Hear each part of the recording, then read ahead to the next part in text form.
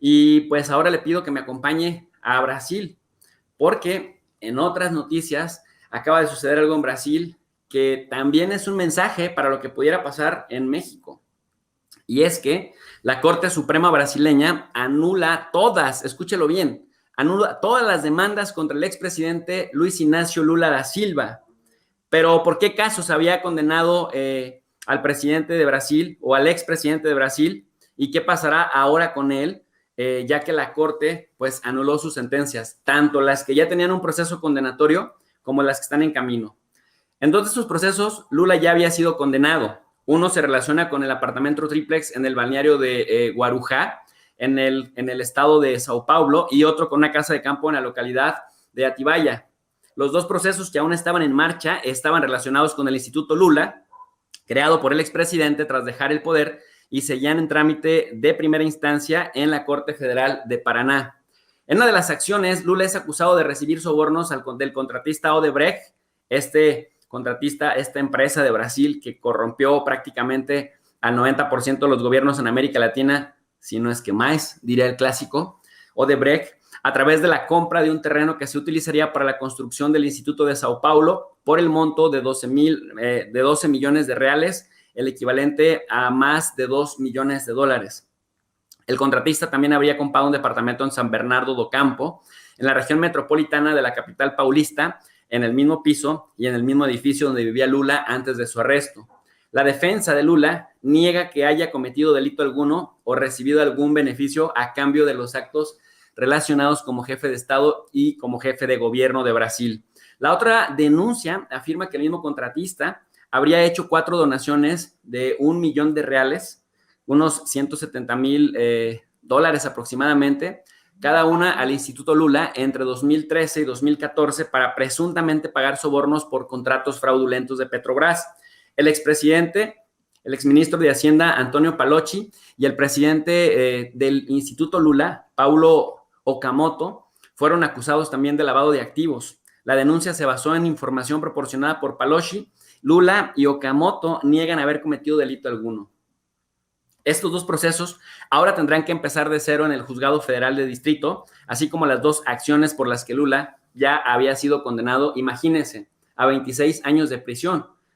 La primera condena, la de Triplex Guajurá, Lula fue acusado de recibir sobornos del contratista OAS en forma de reserva y de renovación de un departamento en el balneario de Sao Paulo.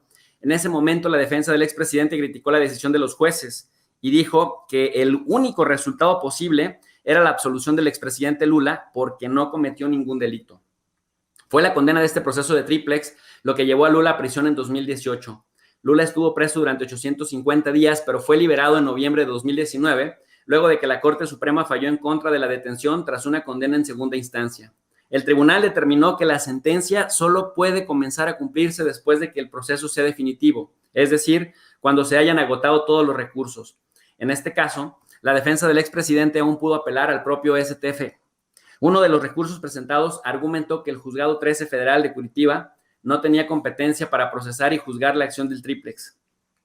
El juez de la Corte Suprema de Brasil, Edson Fachin, estuvo de acuerdo con este alegato e identificó el mismo problema en los otros 3 juicios que fueron anulados, incluido aquel en el que Lula fue condenado por segunda vez. Y es que la segunda condena es a la casa de Atibaia. El expresidente fue acusado de recibir sobornos de las constructoras OAS y Odebrecht a través de remodelaciones en 2010 en una casa de la ciudad de Sao Paulo. Aunque la propiedad nunca perteneció formalmente a Lula, el Ministerio Público alegó que el trato se disolvió después de que se hiciera público el asunto y por eso nunca llegó a concretarse. En julio del 2017, Lula fue sentenciado a 9 años de prisión y a 6 meses también de prisión por corrupción pasiva y por lavado de dinero por el entonces juez Sergio Moro, que luego pues se incorporó al gabinete del actual presidente Jair Bolsonaro, quien era pues el candidato competidor de Lula y Lula lo llevaba por mucho en las encuestas, pero bueno, ahí se vio pues el tráfico de intereses o el tráfico de influencias para hacer que la derecha llegara a Brasil nuevamente, pasando por encima de este señor, que ahora pues la Corte lo está reivindicando. Luego, la condena fue confirmada por el Tribunal Regional Federal de la Cuarta Región en enero del 2018, que aumentó la pena a 12 años y un mes de prisión. En abril de 2019, el Tribunal Superior de Justicia decidió mantener la sentencia, pero redujo la pena impuesta a Lula a 8 años, 10 meses y a 20 días de prisión. En ese momento, la defensa del expresidente criticó la decisión de los jueces. El único resultado posible, dijeron nuevamente, es la absolución del expresidente Lula porque no cometió ningún delito. Fue la condena de este proceso de triplex lo que llevó otra vez, decíamos, a replantearse al presidente, digamos, a la ley de Brasil, la sentencia que ya había, porque finalmente, pues no había motivo para mantenerlo con una sentencia tan profunda. Pues ahí está lo que dice la prensa internacional acerca de Lula, que sigue siendo polémico, y sigue siendo polémico porque lo que se especulaba, sobre todo de los defensores de Luis Ignacio Lula da Silva, y no me refiero a sus abogados, sino de la gente que cree en el proyecto de izquierda brasileño, principalmente en este expresidente, es que era una estrategia jurídico-política para sacarlo del juego.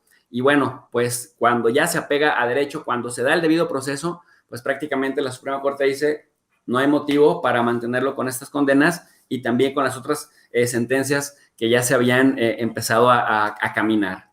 Pues ahí tiene usted, amable audiencia de Sin Censura, lo que está pasando en Brasil. ¿Y por qué decía que era un mensaje para México? Porque ya sabemos las artimañas que se utilizan en la política en América Latina para bloquear proyectos de izquierda o proyectos centrados en la sociedad, como el de Lula da Silva y como el que ahora encabeza el presidente López Obrador, que dicen que cuando ves las barbas de tu vecino cortar, ponga las tuyas a remojar. Por eso, analizar lo que pasó en Brasil es muy interesante, muy importante para ver qué pudiera pasar acá o cómo se pudiera evitar que suceda esto.